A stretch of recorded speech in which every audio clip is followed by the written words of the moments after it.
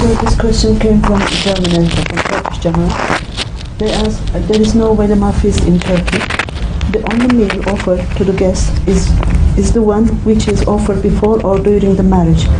Is it necessary that the Waleema feast should be arranged after the marriage? What's the significance? Waleema? That's not done there in Turkey? No. It's amazing.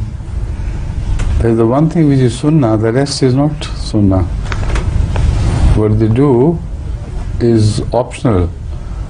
What they do not do is practically compulsory. Can I? First. Yes.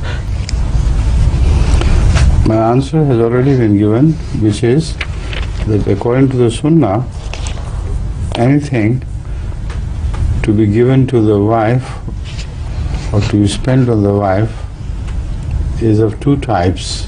First, meher, which is according to the Quran, a fariza. But she's not talking of that. The second thing is to host a feast before the departure of the girl. Now that is not a sunnah at all. It's not necessary.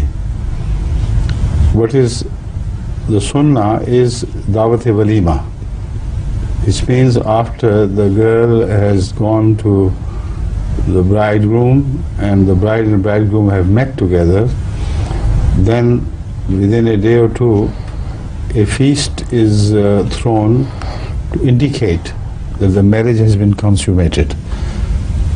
This is sunnah.